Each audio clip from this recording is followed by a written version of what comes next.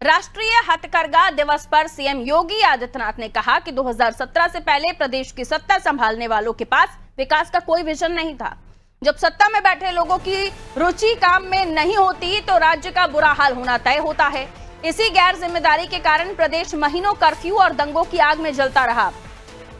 Encephalitis और dengue जैसी बीमारियों से मासूम बच्चों की मौतें होती रहीं। सपा प्रमुख का नाम लिए बिना योगी ने तंज कसते हुए कहा कि कुछ लोगों के साथ जीवन में एक शब्द ऐसा जुड़ जाता है जिससे वो कभी पीछा नहीं छुड़ा पाते। कुछ लोग जीवन भर बच्चे ही बने रहते हैं। बबुआ भी ऐसे ही थे। दोपहर 12 बजे उठते थे, 2 बजे तक तैयार होते थे, 5 बजे जिम जाते थे और शाम 7 बजे महफिल जम जाती थी। फिर वो प्रदेश के विकास के बारे में कैसे सोचते? सीएम योगी ने बताया कि हथकरघा और पावरलूम उद्योग यूपी की महान विरासत है। इससे करीब 30 लाख लोगों की आजीविका जुड़ी हुई है, जिनमें 70% महिलाएं काम करती हैं। सरकार ने पिछले साल 40,000 हस्तशिल्पियों को 109 करोड़ की बिजली सुविधा उपलब्ध कराई। 2017 से पहले भदोही का कालीन क्लस्टर लगभग मृत प्राय हो चुका था। आज वहां से करोड़ों रुपए का एक्सपोर्ट दुनिया के बाजारों में हो रहा है। सीएम योगी ने अंत में कहा कि प्रदेश का बदलाव तब संभव होता है जब मुख्यमंत्री खुद समय निकालकर हर जिले का दौरा करे और मंत्री ग्राउंड जीरो पर जाए। हमारी सरकार में हर योजना बिना किसी भेदभाव और वोट बैंक की राजनीति के सीधे जनता तक पहुंच रही है। वे दिन रात कार्य करते हैं तो वह केवल दिया की लाइट में नहीं, चिमनी में नहीं, केरोसिन के धुएं में नहीं, बल्कि एक जलता हुआ एलईडी का बल्ब उसकी आंख की रोशनी को और गति दे सके, क्योंकि गति केवल उसकी रोशनी को नहीं बल्कि उसके हथकरघे के माध्यम से बनने वाले उत्पाद में अपनी विरासत को सम्मान देने का एक माध्यम बनता है। यह कार्य 17 के पहले भी हो सकता था, लेकिन भाई भतीजेवाद में पड़ी भी डूबी भी उस समय की सरकारों के पास ये फुर्सत कहां थी? और फुर्सत के लिए समय चाहिए। कुछ लोग जीवन भर उनके साथ जो शब्द जुड़ जाता है उससे पीछा नहीं छोड़ा सकते। कुछ लोग जीवन भर बच्चे ही बने रहते हैं और बबुआ भी यही करते थे। 12 बजे सो के उठते थे,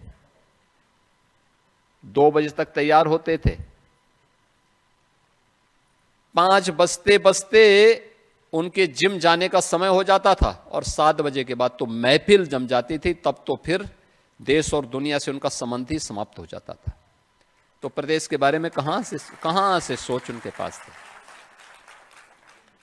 इसी कारण दंगे होते थे, महीनों महीनों कर्फ्यू रहता था। इंसेफ्लाइटिस से मौतें होती थी, डेंगू से मौतें होती थी। गरीब का बच्चा जिन बेसिक शिक्षा परिषद की स्कूलों में पढ़ता है, उन बेसिक शिक्षा परिषद की स्कूलों के बुरे हाल थे। न शिक्षक था, न भवन था, न बालक बालिकाओं के लिए टॉयलेट था, न पेयजल की व्यवस्था थी।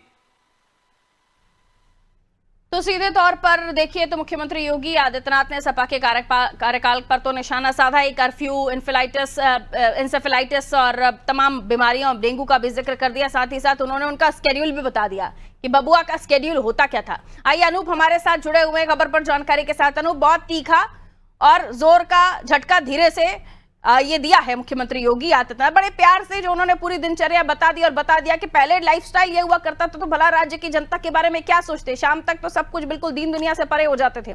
बहरहाल अब इस पूरे बयान के मायने क्या समझे जाए राजनीति में? इस बयान के बाद तो बड़ी हलचल है। देखिए, जिस तरह से मुख्यमंत्री योगी आदित्यनाथ ने बयान दिया है, शेड्यूल जारी किया है, विपक्ष को का बताया कि ये क्या का शेड्यूल था, ऐसा कुछ है नहीं। ये चुनावी बेला है, चुनावी समय है, एक दूसरे पे आरोप प्रत्यारोप लगते रहेंगे।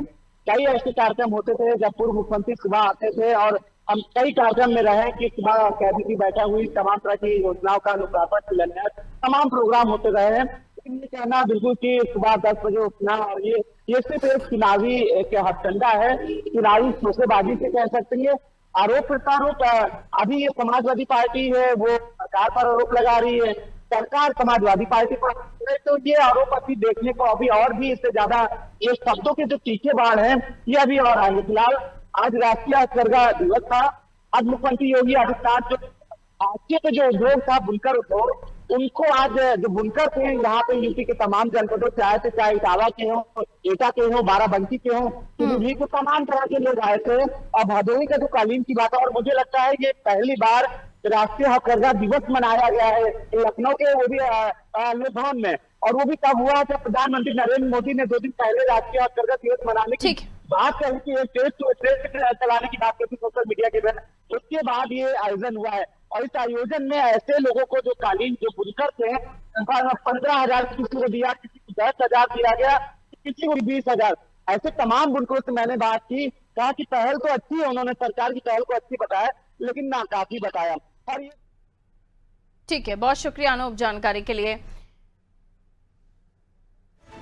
तो देखिए, मुख्यमंत्री योगी आदित्यनाथ ने जहां आज हथकरघा दिवस पर यह कार्यक्रम था, जो बुनकर हैं, हथकरघा चलाने वाले लोग हैं, उनको